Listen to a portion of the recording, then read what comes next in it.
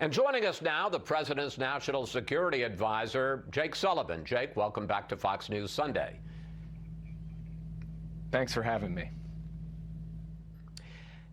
Jake, as David just reported, on Friday morning, the president indicated that he was going to stick with the refugee cap set by President Trump last year. Not the 62,500 refugees the administration promised in February to allow into the U.S., but instead just 15,000 refugees this year. Then, under a storm of criticism, the president backed down within hours Friday afternoon and said he will set a higher cap in May. Jake, what happened? Well, first of all, we faced two problems when we came in. There was the problem of the cap, 15,000, and there was the problem of the allocation, which was that the Trump administration had said 0 people can come from Africa. Effectively, 0 people could come from the Middle East. And so the president wanted to go with this in 2 steps. The first step was to change the allocation so that people in Africa could literally get on planes this week. And the second would be to raise the cap as we were fixing the system and its processing. He took the first step this past week. He will take the second step in the weeks ahead. And I think there was some misunderstanding on Friday about the import of his decision Friday morning, which was focused on the allocation, not on the cap. But in fact, in the presidential determination that the president signed that was issued on Friday, it talked about 15,000. Yes, it did talk about maybe going higher later, but it set the cap at 15,000 at this point. And a lot of people have pointed out, including some Democratic senators like Richard Blumenthal, handling refugees and handling the flow of illegal immigration at the border are 2 separate paths done by 2 separate programs. And they suggest the real problem here, the real reason you were sticking with the Trump cap until you got blowback, was because you got a crisis at the border and suddenly you didn't want that many immigrants coming across the border into the country.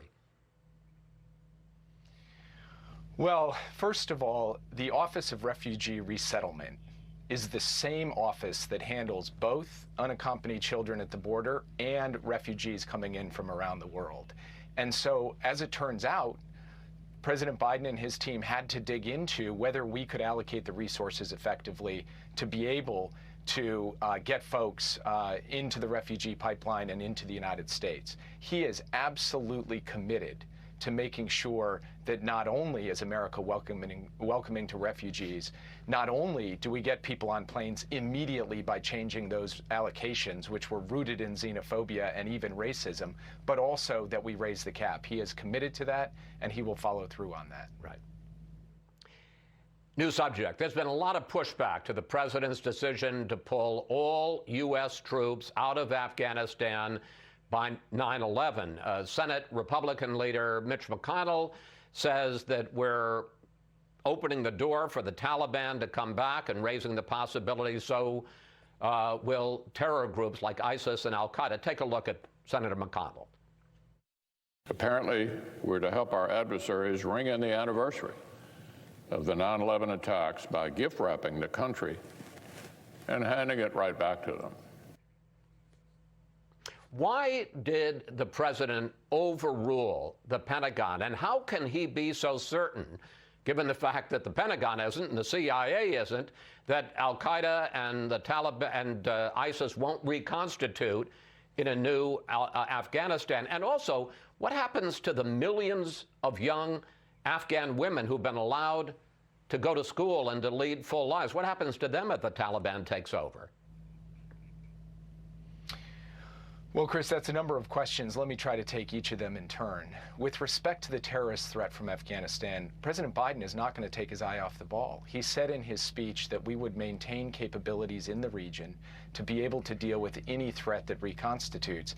And our intelligence community made clear this week in public testimony that we will have months of warning before al-Qaeda or ISIS could have an external plotting capability from Afghanistan. So we are not going to take our eye off the ball. But then second, and this is really critical, The terrorist threat has changed dramatically since we went to war in Afghanistan 20 years ago.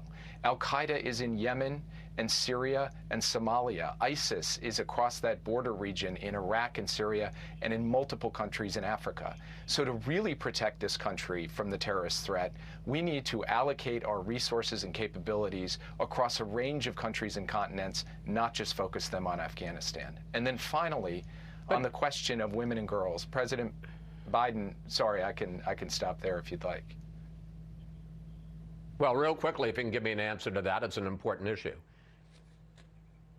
So on the issue of women and girls, President Biden said in his speech that the United States would continue to provide civilian and humanitarian assistance to help protect their rights, but more than that, that the United States would continue to finance the Afghan National Defense and Security Forces. We have trained and equipped 300,000 Afghan forces to defend their country and their people. And 7 years ago, NATO said that at the end of the year, at the end of 2014, we would transition full responsibility to them. President Biden determined that it is finally time to do so. But Joe Biden was just as confident back in 2011 about pulling all U.S. forces out of Iraq. Here he was then. There were skeptics who said, don't move too fast. What if the Iraqis aren't ready to take on this responsibility? But the Iraq security forces proved to be more than ready. Jake, you know what happened as well as I do. ISIS grew, ended up seizing 40% of the territory in Iraq, and the U.S. ended up having to send back 5,000 troops because they'd left too early. Can you guarantee that won't happen in Afghanistan? I can tell you that President Biden has no intention of sending forces back to Afghanistan, but at the same time, he has no intention of taking our eye off the ball. We have the capacity, from repositioning our capabilities over the horizon, to continue to suppress the terrorist threat in Afghanistan.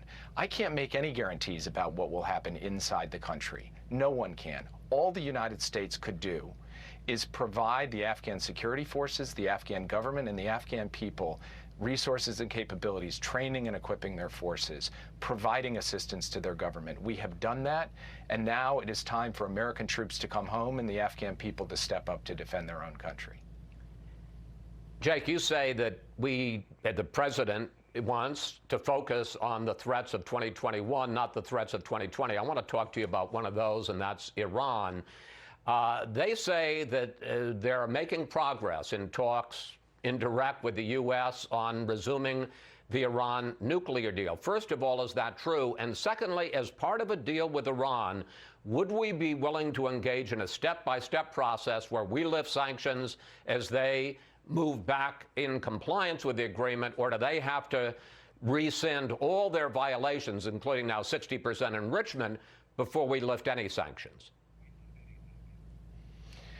So first, the talks in Vienna have been constructive in the sense that there is real effort underway there with the permanent 5 members of the Security Council plus Germany on the one hand and Iran on the other hand to get on the table all of the issues related to both sanctions and nuclear issues so that we could end up back in the deal on a compliance for compliance basis. I'm not going to negotiate on television on the question of how that compliance for compliance issue plays out. What I will say is that the United States is not going to lift sanctions unless we have clarity and confidence that Iran will fully return to compliance with its obligations under the deal, that it will put a lid on its nuclear program, that it will expand its breakout time, that it will reduce the level of enrichment and the scope of enrichment in its country. And until we have confidence in all of those things, the United States is not going to make any concessions at all. Finally, and I've got a minute left for this, what did we learn this week about Joe Biden's foreign policy? Is there a Biden doctrine? Well, I would let the president speak to that rather than try to characterize it for him. But I will say this, Chris. President Biden believes that the United States should be approaching the challenges of the second quarter of the 21st century from a position of strength. That means investing here at home so that we have a strong foundation. It means putting emphasis on our allies like Japan, whose prime minister visited on Friday. It means rejoining international institutions like the Paris Climate Agreement so that the United States is writing the rules and not leaving them to be written by China. And finally, it does mean ending the forever war in Afghanistan so that we are set up to fight the battles of the next 20 years and not just the last 20 years. And across all of these dimensions, President Biden has put values front and center in his foreign policy. He believes that this is the moment where democracies need to prove that they can deliver for their citizens, that ours is the system of government that will ultimately win out in the long run, not autocracy. Jake, thank you. Thanks for your time this Sunday. Please come back.